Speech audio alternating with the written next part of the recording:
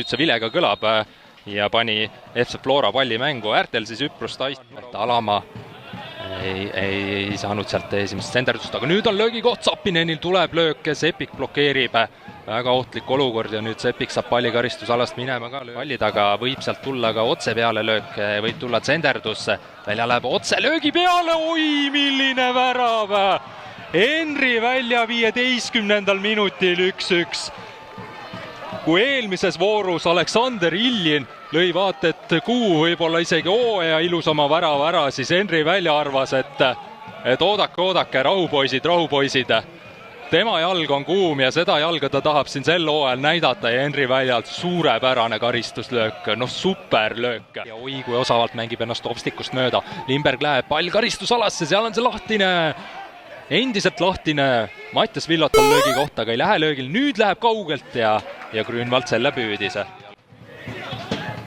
Luka, päris palju ruumi, läheb sööd ka sinna Kaarese suunas, nüüd on Sapinenil löögi koht ja Nõmm tõrjub ja värav ei tule. Toostik.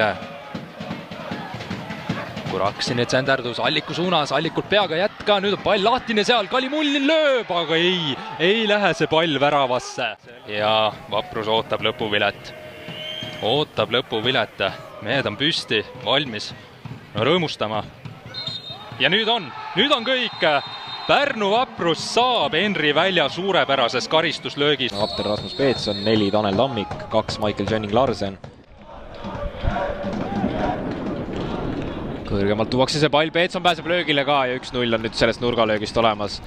18. minutil saab Levadia juhtvärava kätte ja selle autoriks on nende meeskonna kapten Rasmus Peetson, kes ka siit ühes sellega 2025 aasta Premium Liiga väravaarve isiklikus saldos avab.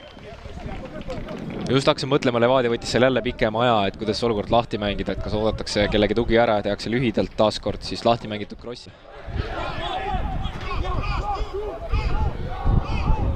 Tanimovo osaku jalaga tuleb päris head senderdusse, seal Tammeka on teisel korrusel peremees ja nüüd saabki Vasher selle värava kätte.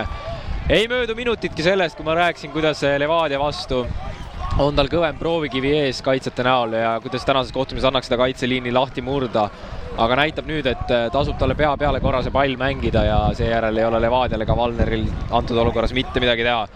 25. minutil saab Tammeka ka legaalse värava kätte ning seis on 1-1. Ja nüüd oleks kordusest huvitav näha, kes see mees, kes selle löögi sooritas. Nüüd annab kõrgema palli karistusalasse. Miil teisel korrusel peremees. Peale löök tuleb Levadia poole pealt ja saadakse 2-1 värav kätte. 44. minutil läheb külalismeeskond FCI Levadia seda kohtumist 2-1 juhtima ja see on nende keskkaitse Tanel Tammik, kes arusaadavatel põhjustel muidugi väravat ei tähista. Enda sünnilinna ja kasvataja klubi vastu selle tabamuse lööb. Ja teist korda resultatiivne siin vastu. Levadia fännileerile muidugi meeldib, et suures pildis asjade käiku dikteeritakse, tuleb pealelöök ja Aland uuesti vahel. 2 korral tunnistama. Vaatame, kuidas läheb 3. korral. Kas päästakse uuesti löögile, pall on väga ohtlikult lahti ja surub Levadia selle ära ja ei jää 2/3. Ja tuleb ekraani juurde. Niimoodi, et ei ole selle nurga alt nii selgelt aru saada, kas käis Õumbu rinna vastas või oli Tammetuu käsi ikkagi mängus. Käsi tuleb ülevalt. Ja tundub, et vaatluse tulemusena igatahes värav ära tühistatakse. Peakohtunik Kaivoja siin kommentaatori boksis käis seda tabamust kontrollimas. Ja sellega sai väsimatu poolkaitse hakkama. Vaatame siin korralik mürgel, käib karistusalas, tuleb hea kuul ka Bascheri suunast, jätku olukord ja selle lööb Tammeka ära. Ezekiel Tanimovo 72. minutil teeb seisuks 2-2 ning Tammeka on sõidu ees. Levadia ei suuda seda jätku olukorda ära klaarida ning hetkel tuleb Tanimovo teisest lainest piisavalt edukalt, et lüüa see pall võrku ja asuda fännide ees juubeldama. Selle peale jooksid Levadia vahetusmehed, kes sooja olid aktiivsemalt tegemas ka pingi peale ära ja võtavad nüüd sarnaselt Utšerile soojendusstressid ja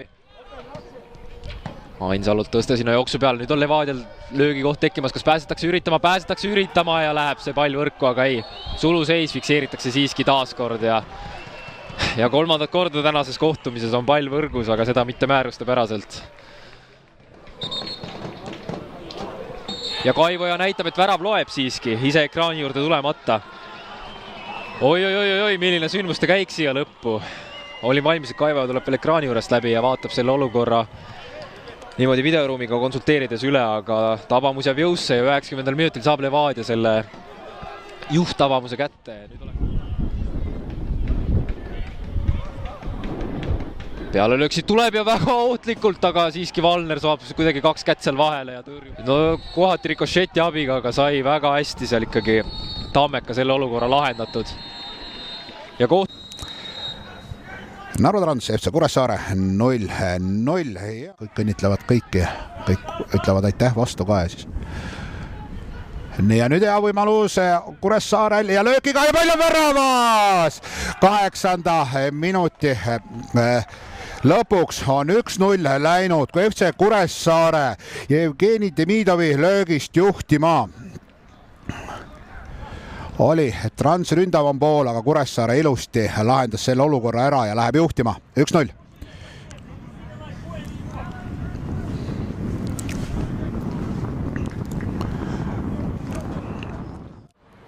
Ei, saab jätku hästi, Jarmatšenko seal kannatas. Ja nii, kas see on nüüd penalti koht? On. Ja aplaus tuleb selle peale Kuressaare pingilt, nii et kindlasti vaadatakse see olukord veel üle, aga Pajunorme siin õnnitletakse ja 18 minutit täis, 18. minuti lõpus see penalti teeniti ja vist on nii kindel penalti, et ei hakata isegi, ei tegelikult kõik. Minut on läinud peaaegu rikkumisest. Märten Pajunorm, Aleksei Matrossov ja Matrossov võtab, ei muutu seis, mängitud täpselt 19 minutit ja Matrossov näitab, et seda talle meeldib teha. On ta pannud ka oma parematest tõrjetest sotsiaalmeediakanalitesse läbi aegade hooaja lõppudes ja saab ühe lõike juurde sinna. Jääb seisuks 0-1. Andero Kivi, number 11, Aleksander Ilin ja nüüd tahetakse suluseisu, aga suluseisu ei ole ja kas tuleb siit 1-1 ja ei tule, oli kohe ei oleme. Oi, kui iluskad käärid ja läheb see mööda küll, aga ja kas läheb oma mängijast? Ei.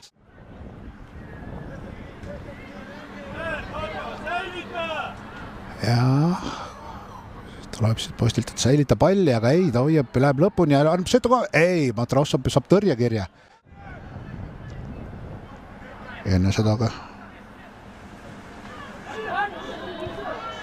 Kreenholmis saad 1-0 ja nüüd on kõik 2-0 ja selle mängu võib kokku pakkida.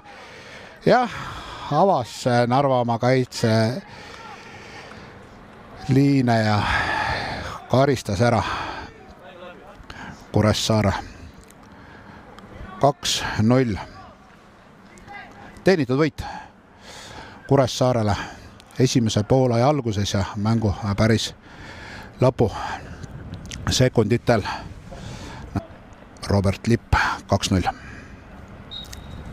Sellega on ka mäng läbi ja 2-0 võiduga esimese poole 1-0 võidab Kuressaare ja saab tabelisse oma mis seda mängu alanuks vilistama ja seda ta ka teeb. Harju Jutka Laagri, Tallinna Kalev, teise vooru kohtumine alanud. Mille võin öelda, et kodumeeskond Harju võitis, vaatame ära siit selle minemise, siit on päris hea rünnak kohe tekkimas ja joostakse selga ka Harju ridades kõrgliigas, nii et tal ka nii-öelda koju tagasi tulek. Võtakse käega mängu, sealt läheb üle see lööb Nigula jälle. Harju ka ennast käima ja siit on päris hea võimalus tulla vastu. Abi on ka nüüd vaja, see abi tuleb ja abi tuleb hästi, sealt on ka löögikoht. Viimasel hetkel viskutakse plokki. Aga noh, tiim oli ikkagi surve all ka, et see ei olnud võib-olla kõige parem löök, sööt. Ja tuleb sealt terav löök, aga mööda läheb. Jällegi see rünnak natukene takerdub. Korraks, aga mitte kauaks. Oi, kui efektselt nüüd mängitakse. Värav alla pall ja sealt tuleb 1-0. 85 minutit on mängitud, kui Kristjan Kriis lööb Harju Jutka Laagri 1-0 juhtima. Lihtne värav justkui, aga tööd oli teha vaja omajagu ja meeskondlikult mängiti see praegu välja. Midagi läks Kalevil seal kaitses natukene nihu ka, sellepärast et kuidagi väga vabalt lasti seal vasakul äärel toimetada, üks mees oleks sealt nagu puudu olnud. Aga tema on siis jah, Premium liigas 102. mäng. Ja läbi söötsid teine ja tuleb teine. Harju käib rünnakul vähe, aga kui siis korralikult. Karel Eerme ja 2-0. Vähem kui 5 minuti sees on Harju löönud 2 tükki. Ja samal ajal Lauri Muuma õiendab veel Baturintsiga. Maksimalist tundub. Aga Harju Jotka Laagri 2-0 ees. Ja mõlemad nüüd saanud põhimõtteliselt ühe võimaluse ja sellega kohe ära kasutanud. Nii Kristjan Kriis kui Karel Eerm. Tund on kohe täis, nii et tundub, et hakkab vaikselt mingeid muudatusi ka Harju tegema. Tuleb pall värava alla ohtlikult, aga 18-aastane. 2022. aastal ta Harjust läks. Ja nüüd tuleb siit teravalt kohe, aga liiga madalale vajutakse ja nüüd on tõesti kõik. Harju Jotka Laagri on tagasi kõrgliigas. Kevad päikese all siin, ma arvan, jalgpalli jaoks ideaalne ilm ja hakkame siis minema.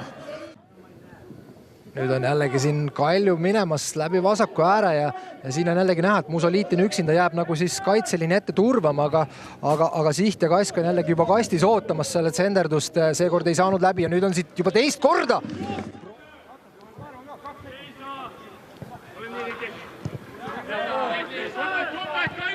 Nii. Ja nüüd eksitakse jälle söödul, Tšartsu ise seekord.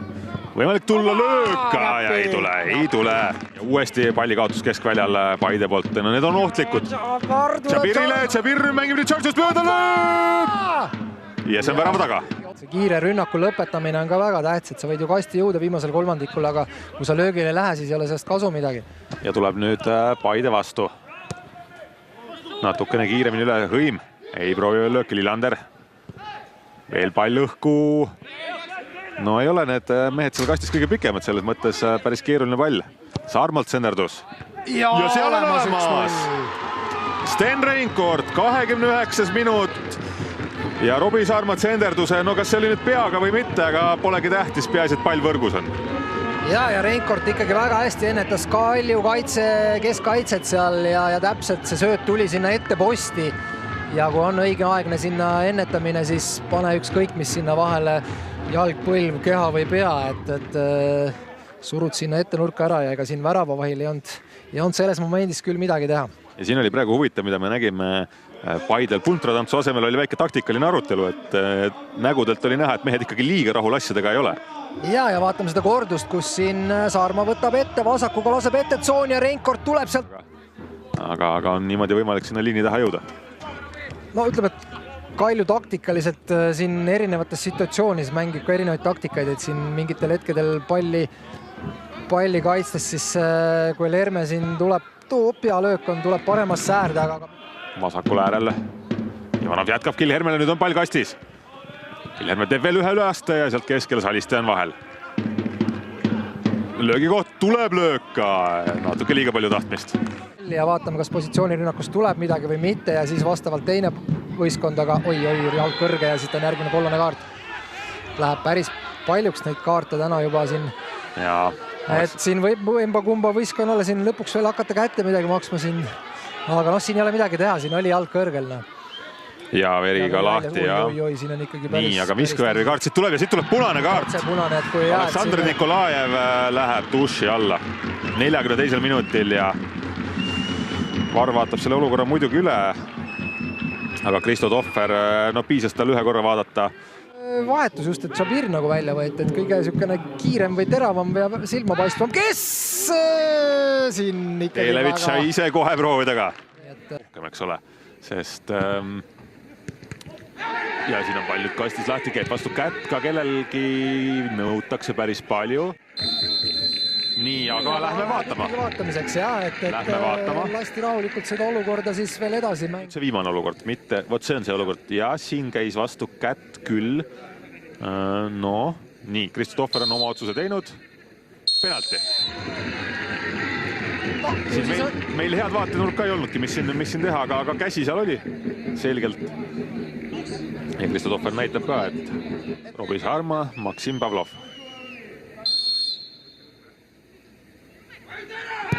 Ja kindlalt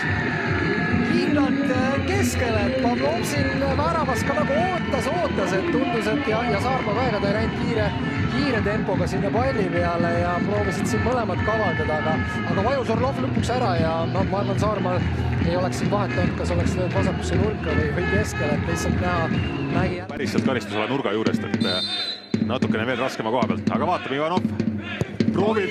On hea, ilusti läks üle müüri, aga jõud ei jäänud sisse sinna. Ja kui siin ka edasi vaadata, siis tegelikult ei saa küll öelda, et nüüd kuidagi Paidel oleks mugavaid, ebamugavaid. Nüüd saab Miller proovida ja Miller lööb ka. Miller lööb ka ja ütleme, et selles olukorras ütleme, et tugevat lööki peaga teha ei saa, et siin saab teha nagu väga täpse löögi ja sellest oligi näha, mida tegi Kalju väravat, et ta mitte hüppanud, vaid ta jooksis 2 sammu ja siis jäi ikkagi nagu hiljaks ja nüüd on see asi nagu tehtud, et väga kiirelt 10 minutiga. Ja Reinkord ja nüüd on ruumi sinna. Nägi ära Lutsu mineku. Luts 1-1 minemas, aga ei saa. Või ikkagi saab, või ikkagi ei saa. Aklas tähistab järgmisel nädalal 36. sünnipäeva ja on märkamatult saanud üheks liiga vanimaks mängijaks. No päris esimene ta seal ei ole ja proovib! See oli küll ilus pool, sa alustasid sellest. Vanameister teab, kuidas asjad käivad. Siim Luts. Ja just Luts seda kuulis, et näitan teile, mis tähendab 36-seks saamist ja ikkagi suurepäraselt selle paugu vajutas ja see pall läks ka ikkagi vasakuga keris niimoodi, ütleme, et mitte nagu tahanurka siseküljega, aga tegi sellise välisnurga vindi veel lõpus sisse, nii et sellist väravat on ikkagi koha peal väga hea vaadata ja siit tulevad kõrgelt ja siit vaatame ka kordusest, et ja väga hästi. Mitte lasta seal 1-1. Pikk pall vastu ka kohe. Ja Orlov võidab selle palli. Väike ponks ja penalt. Ja penalt on Gerdo Juhkam liiga lihtsalt läks jalaga toksima. Täpselt, et see oli, nagu see jalg seal ees on, et seal ei olnud variantigi mitte kukkuda. See oli, ütleme, okei, vaatame selle momendi ära, siis räägin. Musoliitin. Tule siit ka! Nõmme Kalju päev täna ei ole. Ei ole jah, siin ei ole mitte midagi enam veel, et ta keskväljale tuuakse, et seal on, ütleme, et keskväljale mängijaid tuua, siis sa ikkagi tood selliseid, kes mängu teeks nagu enne, et aga nii, Kristo Tohver on mängu lõpetanud.